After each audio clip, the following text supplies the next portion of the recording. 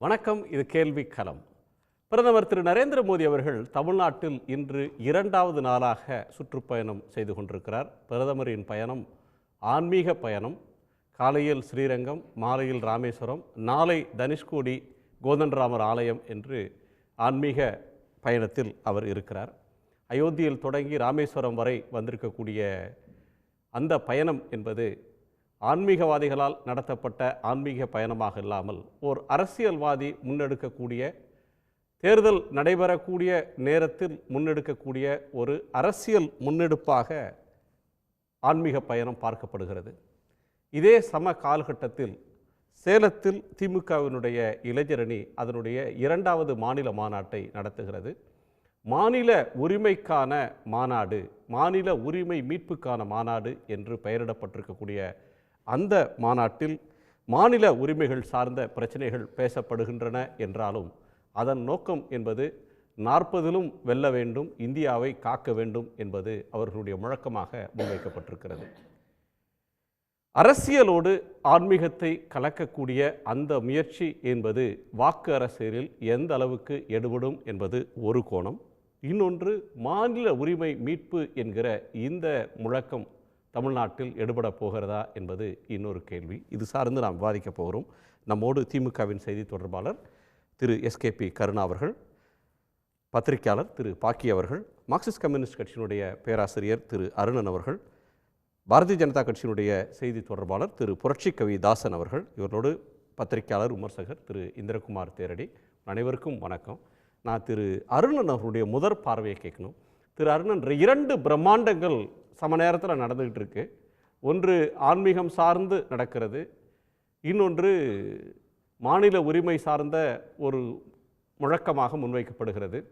எந்த முழக்கம் எந்த பெயரில் நடந்தாலும் இது தேர்தல் காலம், தேர்தலோடு தொடர்புடைய ஒரு காலம். மக்கள் மனங்களை எது வெல்லும், எது இன்றைக்கு நாட்டிற்கு தேவை? நம்முடைய பிரதமர் மோடி அவர்கள் பதவியேற்ற சின்னாட்களிலே சொன்னார், என்னை பிரதமர் என்று பார்க்காதீர்கள், பிரதம சேவகர் என்று நோக்குங்கள் என்று சொன்னார். மக்களுக்கு சேவை செய்ய வந்திருக்கிறேன். ஆனால் இப்ப அவர் பிரதம பூசாரி போல ஆகிவிட்டார் அயோத்தி கோயிலுக்கு. நான்லாம் உண்மையிலே எதிர்பார்க்கல. வேற யாராவது எதிர்பார்த்திருப்பாங்களா? இந்திய திருநாட்டினுடைய பிரதமர் 11 நாட்கள் விரதம் இருந்து ஒரு கோவில் திறப்பு விழாவுக்காக, நாட்டின் பிரதமர், கட்சி தலைவர் கூட இருக்கலாம், ஆனால் நாட்டின் பிரதமர், எந்த நாட்டின் பிரதமர்? மதச்சார்பற்ற குடியரசு இந்தியாவின் பிரதமர் ஒரு கோவில் திறப்பு விழாவுக்காக அவர்தான் அப்ப பிரதானப்படுத்தப்படுறார். அவர் அங்க என்னென்ன பணிகளை செய்வார் என்று அங்க அதுல சில பல வகையான கருத்துக்கள் வருது. அது அன்னைக்கு 22ஆம் தேதி தான் உறுதியாகும் போது. ஆனால் அவர்தான் ஒரு பிரதானமானவர் அந்த கோயில், அந்த கும்பாபிஷேக விழாவுக்கு என்று. அதற்கான தயாரிப்புகள் மட்டும் வெளிப்படையா நடக்கும். 11 நாட்கள் விரதம். அந்த விரதத்தின் அடிப்படையிலே அப்படி ஆந்திரா, கேரளா எல்லாம் போயிட்டு இப்ப இறுதியாக தமிழ்நாடு, இயல்பாகவே ராமேஸ்வரம். ஆகவே ராமேஸ்வரத்துல இருந்து அப்புறம் அவங்க தீர்த்தம்லாம் எடுத்துட்டு போறதாக செய்தி பார்க்கிறேன். அயோத்திக்கு அவர் சென்றடைகிறார். 22ஆம் தேதி அந்த விழாவினுடைய பிரதம நாயகராக நாட்டின் பிரதமர் இருக்க போகிறார். இது எந்த வகையில அரசியல் சாசனத்துடைய உணர்வுக்கு, அதனுடைய மாண்புக்கு பொருந்தக்கூடியது? எல்லாரும் யோசிக்க வேண்டியிருக்கு. பொதுவாகவே மோடி அவர்கள், எனக்கெல்லாம் அவ்வப்போது சந்தேகம் வரும், பிரதமர் அலுவலகத்துக்கு அதிகம் போறாரானா என் சந்தேகம். அவருடைய அலுவலகத்துக்கு அவர் போறாரா? கோப்புகள்லாம் பாக்குறாரா? முன்பெல்லாம் அதிகமா வெளிநாட்டுக்கு போவாரு.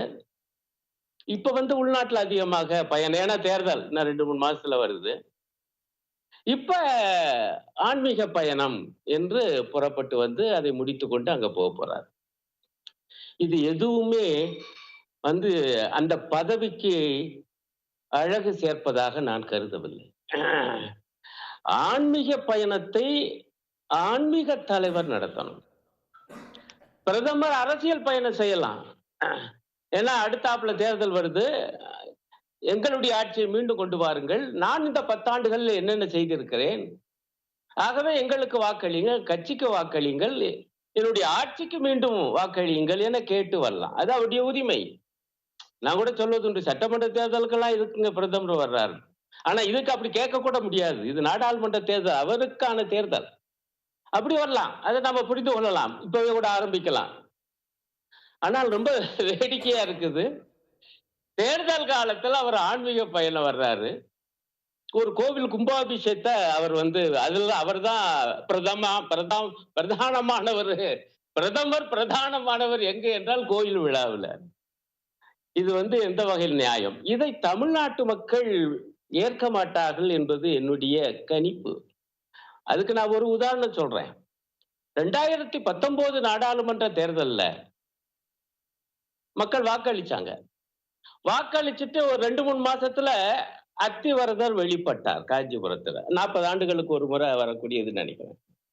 ஆகவே இயல்பாக அது ஒரு முக்கியமான ஒரு ஈர்ப்பான ஒரு விழாவாக, தரிசனமாக அது இருந்துச்சு. வரிசையா சாரியாக மக்கள் போனாங்க.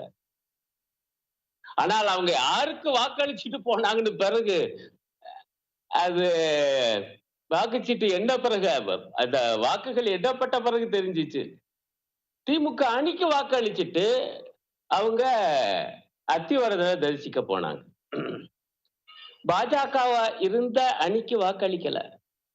அப்ப அவங்க ரொம்ப தெளிவா இருக்காங்க. ஐயா, அரசியல் வேறியா, ஆன்மீக வேறியா? அரசியல் என்பது பொது வாழ்வு. ஒரு குடிமக்களுக்கு, நாட்டின் குடிமக்களுக்கு. மதம் என்பது, மத நம்பிக்கை என்பது அவர்களுடைய தனி வாழ்வு. இதைத்தான் நம்முடைய அரசியல் சாசனத்துடைய சரத்து 25 சொல்லுது. திரு அருணன், நீங்க சொல்றது ஒரு பிரதமர் அவருடைய பக்தி அப்படின்ற ஒன்று இவ்வாறாக வெளிப்படுறதுன்றது, பிரதம பூஜாரியாக மாறி நடந்து கொள்வது அவர் வகிக்கக்கூடிய பதவிக்கு அழகில்லை, இந்திய அரசியலமைப்பு சொல்லக்கூடிய மாண்புக்கும் அதனுடைய ஸ்பிரிட் ஆஃப் த கான்ஸ்டியூஷன் அதனுடைய உணர்வுக்கும் எதிரானது அப்படின்னு சொல்றீங்க. இது தமிழ்நாட்டில் அவர் சுற்றி வருகிறார். ராமேஸ்வரம், தனுஷ்கோடி, ஸ்ரீரங்கம் இப்படி போகிற ஒன்று தமிழ்நாட்டை மையப்படுத்தியா இல்ல அகில இந்திய அளவில் வட இந்தியாவை மையப்படுத்தி இது நடக்குகிறதா? தமிழ்நாட்டில் முருக பக்தி இருக்கிற அளவுக்கு ராமர் பக்தி இருக்கா அப்படின்றது ஒரு கேள்வி. என்றாலும் கூட பக்தியை வச்சு ஓட்டு போடுறதுன்னா அது வேற. நாத்திகர்கள் பல ஆண்டு காலம் தமிழ்நாட்டில் முதலமைச்சர்களாக ஆட்சியில் இருந்திருக்கிறாங்க. ஸோ பக்தியை வைத்து மக்கள் தமிழ்நாட்டில் கடந்த காலத்தில் வாக்களித்ததில்லை. இப்போ இந்த பயணம் என்பது தமிழ்நாட்டை குறி வச்சு பிரதமர் சுற்றி வராருன்னு பார்க்குறீங்களா, அல்லது ஒரு இந்தியா முழுக்க ராம பக்தி அப்படின்ற பேரில் அயோத்தியிலிருந்து ராமேஸ்வரம் வரையிலும் அந்த பக்தி உணர்ச்சியை, ஆன்மீக உணர்ச்சியை பீரிட செய்யக்கூடிய ஒரு முயற்சியை அதை பார்க்குறீங்களா? இல்ல, இது அகில இந்திய நோக்கில தான் பண்றாங்க. இல்லாட்டி அரசாங்கத்துக்கே 1/2 நாள் லீவ் விடுவாங்களாங்க ஐயா? ஒன்றிய அரசாங்கத்துக்கு விடுமுறை, பாஜக ஆளுகிற மாநிலங்கள் எல்லாம் விடுமுறை. ஒரு மாநிலத்துல அன்னைக்கு இறைச்சி கடையெல்லாம் அடைக்கணும்னு உத்தரவு. இப்ப இது எல்லாம் இந்த 2 மாசத்துல நாடாளுமன்ற தேர்தல் நடக்கும்போது இது நடக்குது. ஆகவே இதனுடைய நோக்கம் பளிச்சென்று சாதாரணமா கொஞ்சம் யோசிக்கக்கூடிய மக்களுக்கு கூட தெரியும், இது அரசியலுக்காக. ஆக மக்களிடம் இருக்கக்கூடிய ராம பக்தியை வாக்காக மாற்றுகிற ஒரு வித்தையை செய்ய முடியாது. தமிழ்நாட்டுல நீங்க சொல்வது ரொம்ப சரிக்குன்னா, இங்க ஊருக்கு ஊரு பெருமாள் கோயில் இருக்குமே ஒழிய ராமர் கோயில் அதிகம் இல்ல. என்னுடைய நினைவு சரியா இருக்கும் பட்சத்தில் கும்பகோண்டம் போட்ட சில ஊர்கள்ல தான் ராமர் கோயில் இருக்கு, ராமர் பெயரில் கோவில் என்பது. மற்றபடி எல்லா ஊர்களிலும் பெருமாள் கோயில் இருக்கும், கிருஷ்ணன் கோயில் இருக்கும். ஆனா ராமர் கோயில் என்பது, ஆனா வடக்க நிலைமை அதுவல்ல. அதையும் நம்ம புரிந்து கொண்டுதான் பேசணும். அங்க ராம பக்தி அதிகம். அந்த ராம பக்தியை வாக்காக மாற்றுவது, ஓட்டாக மாற்றுவது என்கிற வேலையில் இவர் இறங்கி இருப்பது என்ன நியாயம்? நம்முடைய அரசியல் சாசனத்துக்கு அது விரோதம். நீங்க 10 ஆண்டு ஆட்சியில் இருக்க உங்க சாதனையை சொல்லி ஓட்டு கேளுங்க. ஐயா, முதல் 5 வருஷத்தை கூட விட்டுருவோம். அடுத்த 5 ஆண்டுகளில் நான் சொன்ன வாக்குறுதிகள் இவ்வளவு நிறைவேற்றி இருக்கிறேன், விவசாயிகளுடைய வருமானத்தை 2 மடங்கு ஆக்குவேன் என்று சொல்லி இருக்கிறேன், இதோ ஆக்கி இருக்கிறேன், கருப்பு பணத்தை வெளிக்கொண்டு வருவேன், சுவிஸ் வங்கிகளில் இருக்கக்கூடியதை எடுத்து அது எடுக்கக்கூடியது அதை எடுத்து போட்டா ஒவ்வொருடைய கணக்கிலையும் 15 லட்சம் ரூபாய் வரும், 15 லட்சம் ரூபாய் போடுவேன்னு கூட சொல்லலன்னு சொல்லுவாங்க. நான் அதுக்குள்ள கூட வரல. அப்படி போடக்கூடாது. அப்படி 1 பைசா எடுத்திருக்காங்களா? மாறாக இங்க இருந்து ஓடி போயிட்டாங்க. பணத்தை கொள்ளையடிச்சிட்டு பெருமுதலாளிகள் சில பேர் அவங்கள கூட மீட்டு இன்னும் இந்தியாவுக்கு கொண்டு வரல. விலைவாசி என்னாச்சு? சமையல் கேஸ் விலை என்னாச்சு? பெட்ரோல் விலை, டீசல் விலை என்னாச்சு? அன்றைக்கு 2019க்கும் 2024க்கு இடையில இன்னும் இந்துக்களுக்கான ஆட்சி அப்படிங்கிறீங்க. அந்த இந்துக்களுக்காவது எதேனும் செய்தாரா? இப்ப நான் சொல்றேன் பாருங்க, இந்த விலைவாசி உயர்வெல்லாம் இந்துக்களை பாதிக்கலையா? அவங்களுக்கு மட்டும் சிலிண்டர் வந்து பழைய 400 ரூபாய் விலையிலையா தர்றாரு மோடியை? அப்ப இந்த கேள்விகள் எல்லாம் கண்டிப்பாக. அதே போல மாநில உரிமை. இன்றைய தினம் திராவிட முன்னேற்ற கழகத்தினுடைய இளைஞரணி நடத்துகிற அந்த மாநில உரிமை மாநாடு மிகுந்த கால பொருத்தம் உடையது. பொதுவாங்க குணா முன்பெல்லாம் உங்களுக்கு தெரியாதல்ல, பழைய ஆட்சி காலத்துல 356வது பிரிவை பயன்படுத்தி மாநில அரசை கலைப்பார்கள். இன்றைக்கு மோடி அரசு ஒரு மாநிலத்தையே கலைத்து விட்டது. 2019 ஜம்மு காஷ்மீர் என்கிற மாநிலம் இருந்தது. இன்றைக்கு அது மாநிலம் அல்ல, 2 யூனியன் பிரதேசங்கள். அப்ப மாநிலங்களுக்கு ஆபத்து. அதே போல ஆளுநர்களை வைத்து நடக்கிற அந்த திருவிளையாடல்கள் எவ்வளவு மிரட்டல்கள். இந்த தமிழ்நாட்டுக்கு மட்டும் சொல்லல, கேரளாவில எவ்வளவு சிக்கல், தெலுங்கானாவில எவ்வளவு சிக்கல், பஞ்சாப்ல எவ்வளவு விவகாரம், டெல்லியில என்ன நடந்துச்சு. சரி, நாம் தொடர்ந்து பேசலாம். திரு பாக்கி, பிரதான் சேவக இன்னைக்கு பிரதான பூசாரியாக மாறி நிற்கிறார் அப்படின்னு திரு அருணன் விமர்சிக்கிறாரு. ராம பக்தி ஓட்டாக மாறுமா, மாத்திர முயற்சி இது, அது மாறுமான்னு ஒரு கேள்வி முன்வைக்கிறார். இரண்டாவது அவர் வச்ச ஒரு முக்கியமான பாயிண்ட், 10 ஆண்டு காலத்தில் சாதனைகள் என்று சொல்லி, இப்போ குஜராத்தில் வளர்ச்சியின் நாயகன் அப்படின்னு தான் 2014 prime minister was projected. Gujarat model, குஜராத்தோட இதுன்னு சொல்லி குஜராத்தில் எல்லாமே பிரம்மாண்டங்களை பண்ணியிருக்கார் வளர்ச்சின்னு சொல்லி. இப்போது அந்த வளர்ச்சி அது பேசப்படுறதில்லை. அவருடைய சாதனைகள் முன்னிறுத்தப்படாமல் இந்த பக்தியை முன்னிறுத்துறது எதனால் அப்படின்ற 2 கேள்விகளை முன்வைக்கிறார். கேள்விகள் 2, நான் பதில்கள் பல சொல்கிறேன். ஒன்று, எந்த பிரதமரோ ஒரு நாட்டின் தலைவரோ அல்லது மாநிலத்தின் தலைவரோ, நான் அந்த விவாதத்துக்கு போக விரும்பலை. எந்த தலைவராக இருந்தாலும் அவர் ஒரு கடவுளை வழிபடல அப்படிங்கிறது வந்து it is a personal issue.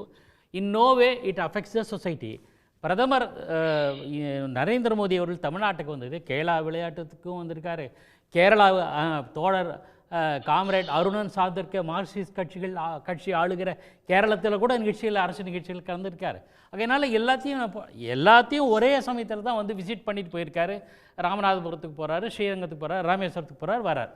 இதில் அவர் செய்கை எல்லாத்தையுமே ஒட்டுமொத்தமாக எடுத்து செய்ய முடியாது. அது சில விஷயங்கள், அது தனிப்பட்ட விஷயம். ஸ்ரீரங்கத்துக்கு போயிட்டு வந்து நரேந்திர மோடி போயிட்டு வந்தானே, ராகுல் காந்தி போயிட்டு வந்தானே, நமக்கு அது இஷ்யூ இல்லை. நீங்கள் சொல்கிற ஒரு கேள்வியை நான் ஏற்றுக்கிறேன். அதாவது அவருடைய பர்ஃபார்மன்ஸ், பாஜக நரேந்திர மோடி தலைமையிலான பாஜக ஆட்சி 10 ஆண்டுகள் என்ன பர்ஃபார்ம் பண்ணிச்சு அப்படின்னு தோழர் அருணன் கேட்டாலும், நீங்கள் கேட்டாலும், யார் கேட்டாலுமே அதுக்கான விவாதம் என்பது தனி வேறாச்சு. இப்போ ஆன்மீகத்தை அரசியலுக்கு பயன்படுத்துகிறாரா அப்படின்னா, ஆமாம், இது புதிது அல்ல. அப்படி தான் நம்ம பார்க்கணும். இது புதியது அல்ல, பிரிச்சு பார்க்க தேவையில்லைன்றீங்க. இல்லை, அது பிஜேபி அதுதான் சார் பண்ணும், வேற என்ன பண்ணும்? ஒன்று. ரெண்டாவது, ஒரு விஷயத்தில் நான் தோழர் அருணனோடு உடன்படுறேன். இது தேசிய பார்வைக்கானது தான். ராமாயணம் தொடர்பான நிகழ்வுகளில் அவர் கலந்துக்கிறார் அப்படின்னா தேசிய பார்வை தான். நிச்சயமாக உத்தரப்பிரதேசத்தில் அமைந்திருக்கிற அயோத்திக்கு அதிக முக்கியத்துவம் தருவதன் காரணமே உத்தரப்பிரதேசத்திலிருந்து 80 இடங்கள் மக்களவைக்கு கிடைக்குது. டார்கெட் அவங்களுக்கு வந்து தான். இந்து கன்சாலிடேஷன் நார்த்தில் தான், சவுத்தில் கிடையாது. இந்து மதத்தை பற்றாளர்கள் நிறைய உண்டு, கோவில்கள் நிறைய உண்டு, வழிபாட்டு தலங்கள் நிறைய உண்டு, பக்தியும் மிதமிஞ்சி இருக்கிறது, மாற்றுக்கிறது கிடையாது. ஆனால் பக்தியோடு, ஆன்மீகத்தோடு, சமயத்தோடு அரசியல் பார்வை வந்து நார்த்தில் கொஞ்சம் அதிகமாக இருக்குது. அதில் வந்து மாற்றுக்கிறது கிடையாது வரலாற்று ரீதியாக. ஆகையினால அது எடுபடும். தெற்கையும் பக்தி இருக்குது, தென்னிந்தியாவில் தான் கோயில்கள் அதிகம், தமிழ்நாட்டில் தான் கோயில்கள் இவ்வளோ பழமையான கோயில்கள் 1000 வருஷம் 2000 வருஷம் பழமையான கோயில்கள் இங்கே தான் உண்டு. உண்மை. கேரளாவில் இருக்குது, அதே மாதிரி தென்னிந்தியாவில் அதிகம். இங்கே இருக்கக்கூடிய பக்தி அரசியலில் ஓட்டாக மாறாது. ஆனால் வடக்க இருக்கக்கூடிய கோயில் இவ்வளவு பாரம்பரியமானது இல்லை, இவ்வளவு எண்ணிக்கை இல்லை. ஆனால் அங்கே வந்து ஹிந்து உணர்வு மேலோங்கி இருக்கு, ஹிந்து கன்சாலிடேஷன் தான் சொல்கிறீங்க. அதுதான் நான் சொல்கிறேன். அங்கே அந்த ஃபார்முலா ஒர்க் அவுட் ஆகும். அதை நோக்கி தான் இவர் எல்லா இடத்துலையும் தான் இப்படி ஒரு பாஜக இந்து மத காவலன் என்று காட்டிக்கொள்வதற்கான காரணமே ஹிந்தி பெல்ட்டு அல்லது ஹிந்து பெல்ட், நான் அப்படி ஒரு புது வார்த்தை உருவாக்குறேன். அந்த மாதிரி இடங்கள்ல அவங்க கிடைப்பதற்கான சாத்தியக்கூறு ஒன்று. சரி, முஸ்லீம்களுக்கு ஏதாவது ஒன்று செஞ்சாங்கன்னா, இப்போ வந்து ஒரு ஆந்திராவில் இடஒதுக்கீடு கொடுத்தாங்க, உடனே என்ன பண்ணாங்க, முஸ்லீம்களை தாஜா செய்கிறாங்க, முஸ்லீம் ஓட் பேங்க் பாலிடிக்ஸை காங்கிரஸ் செய்கிறது, முஸ்லீம் ஓட் பேங்க் பாலிடிக்ஸை கம்யூனிஸ்டுகள் செய்கிறாங்க, சிறுபான்மையர்களை தாஜா செய்கிறாங்க அப்படின்னு பிஜேபி வழக்கமாக விமர்சித்து வந்தது. இப்போ அவங்க செஞ்சால் அது vote bank politics, minority appeasement, மைனாரிட்டியை தாஜா செய்கிறது. இந்து ஓட் பேங்கை முன்னிறுத்தி ஒன்றை செய்கிறாங்க அப்படின்னா இது அப்பீஸ்மெண்ட் கணக்கில் சேராதா? இது தாஜா செய்கிறது இல்லையா? இது ஓட் பேங்க் பாலிடிக்ஸ் இல்லையா? நிச்சயமாக ஓட் பேங்க் பாலிடிக்ஸ் தான். அதை நம்பித்தான் பாஜக இருக்குது. இந்து ஓட்டு த கன்சாலிடேஷன் தான் அவங்களுக்கு வெற்றிக்கு காரணம். அது ஒரு பக்கம் இருக்கட்டும். ஆனால் நான் என்ன சொல்ல வரேன், பிரதமர் கோவில்களுக்கு சென்று வழிபடுவது ஏதோ ஒரு மிகப்பெரிய குற்றமாக விமர்சிப்பதே அந்த செயல்பாட்டை நம்ம வந்து தேவையில்லை. அது விஷயம் வேறு. அது வெட்டி அவர்கள் எடுக்கிற பர்ஃபார்மன்ஸ் நீங்கள் அப்படி எடுத்துக்கிட்டீங்களா? இல்லை, ஒரு சின்ன வித்தியாசம் இருக்குது. பிரதமர் பக்தி உள்ளவர். அவர் வந்து பல கோயில்களுக்கு போயிருக்கிறார். அவர் வாரணாசி கோயிலுக்கு போகிறதையோ அல்லது எங்கெல்லாம் வர்றாரோ, இதே மதுரை மீனாட்சி அம்மன் கோயிலுக்கு அவர் வந்து போயிருக்கிறார். அதை யாருமே எந்த காலகட்டத்திலும் விமர்சிக்கலை.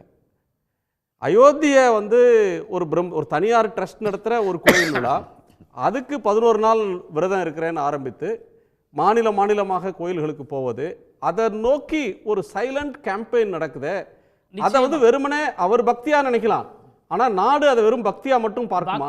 அதாவது பொலிட்டிக்கல் மைலேஜுக்கான வழிமுறை அப்படிங்கிறது நம்ம மாற்று கருத்து கிடையாது. நான் என்ன சொல்ல வரேன்னா, நீங்கள் வந்து இப்போ ஒரு சின்ன விஷயம் சொல்கிறேன். நாத்திகரான ஜவஹர்லால் நேரு திருப்பதிக்கு போயிருக்கார். பிறப்பினால் கிறிஸ்தவரான சோனியா காந்தி திருப்பதிக்கு போயிருக்காங்க. பிறப்பினால் முஸ்லீமான அப்துல் கலாம் ஐயாவும் திருப்பதிக்கு போயிருக்காரு. இப்படி போனதுனால அவங்க வந்து அப்பீஸ் பண்ணுறாங்க அல்லது இந்து அப்படின்லாம் எடுத்துக்க முடியாது. அப்போ நான் என்ன சொல்கிறேன், ஓணம் பண்டிகைக்கு வருடம் வாழ்த்து சொல்வது பினராயி விஜயன். அவர் நாத்திகர். அவருக்கு சார்ந்த இயக்கம் பகுத்தறிவாத இயக்கம் சிபிஎம். ஆனால் தமிழ்நாட்டில் எப்படி பொங்கல் வந்து தமிழ் தேசிய இனத்துடைய தமிழ்நாட்டினுடைய ஒரு கலாச்சார திருவிழாவோ பண்பாட்டு திருவிழாவோ ஜாதி மதம் கடந்து கொண்டாடுற திருவிழாவோ, அது மாதிரி ஓணம் வந்து கேரளாவில் கிறிஸ்தவர்கள் கொண்டாடுறாங்க, முஸ்லீம்கள் கொண்டாடுறாங்க, இந்துக்கள் கொண்டாடுறாங்க. அது வந்து ஒரு மதத்தின் திருவிழாவாக அங்கே பார்க்கப்படும். ஆனால் மதத்துக்கு பின்னாடி இருக்கிற கதை என்னன்றது உங்களுக்கு தெரியும், எனக்கு தெரியும். கிறிஸ்தவர்கள் கொண்டாடுறாங்க, முஸ்லீம்களும் கொண்டாடுறாங்களே ஓணத்தை வந்து. இல்லை நானும் அட்டன் பண்ணியிருக்கேன். நான் என்ன சொல்கிறேன்னா, அதை மதத்துக்கு பின்னாடி சொல்லப்படுகிற ஒரு புராண கதையை அதை யாரும் விமர்சனத்துக்கு எடுத்துக்க மாட்டாங்க. தீபாவளி விஷயத்தில் மட்டும் எடுத்துப்பாங்க. நம்ம அந்த கடந்து போயிடுவோம். நம்ம ஒரு செகண்ட் சொல்லி புராண கதையே இருக்கிற ஓணத்தை தீபாவளியை நிராகரித்த கலைஞர் ஓணத்துக்கு வாழ்த்து சொல்லியிருக்கிறாரு. ஓணம் விழாக்கள்ல கலந்து ஓணத்துக்கு பின்னாடி என்ன கதை எல்லாம் நம்ம விட்டுறோம். நம்ம அந்த கடந்து போயிடும். என்ன சொல்ல வரேன்னா, கோவில்களுக்கு செல்வது இது வந்து அரசியல் சாசனத்துக்கு விரோதமானதுன்னு சொல்றாரு இல்லையா? அதை தான் நான் சொல்ல வரேன். அப்படி ஒன்றும் கிடையாது.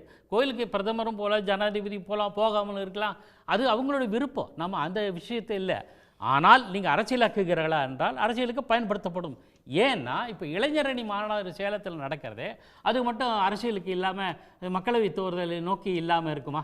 மக்களவை தேர்தலுக்கு அதே நடத்தினா அடுத்த ஜூலை 8 சார் அவங்க சொல்றதே 40லயும் ஜெயிக்கணும், மாநில உரிமையை பறிக்கிறாங்க, மாநில உரிமையை மீட்கிறதுக்கு தான் நடக்கிறது, அரசியலுக்கு தான் நடத்துறோம் அவங்க வெளிப்படையா சொல்றாங்க. ஆனா அயோத்தி கோயில் பிரைவேட் கோயிலுக்கு பூஜை பண்றவங்க அதுக்கான தயாரிப்புகள்ல சிறப்பு ரயில்ல தொடங்கி அரசு விடுமுறையிலிருந்து எந்த காலத்தில் வந்து ஒரு கோயில் திருவிழாவுக்கு வந்து தனியார் கோயில் விழாவுக்கு வந்து கவர்மெண்ட் லீவு, பங்கு சந்தை மூடல், லீவு, தனியார் கம்பெனிகள் லீவு, பகுதி நேரம் சில திருவிழாக்களை மாவட்டந்தோறும் விடுவாங்க.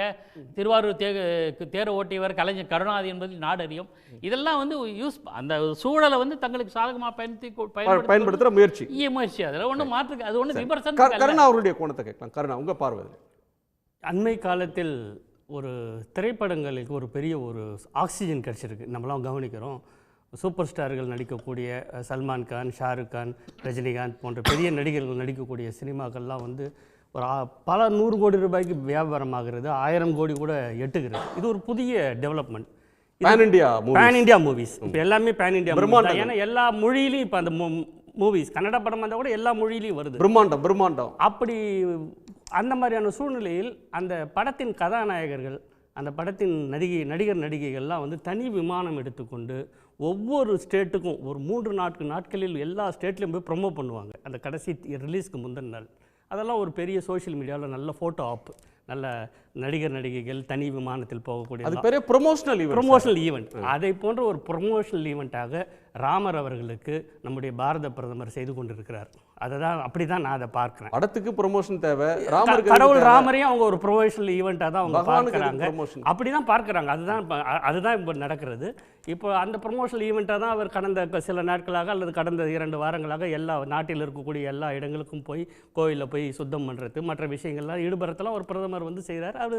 அவர் சுய விருப்பத்தின் பேரில் செய்கிறார். தமிழ்நாட்டுக்கு வந்திருப்பது நீங்கள் சொன்ன மாதிரி தமிழ்நாடு தான் வந்து ஆன்மீக தலைநகரம், இந்தியாவின் ஆன்மீக தலைநகரம். புராதன கோயில்கள்லாம் இங்கே தான் இருக்குது.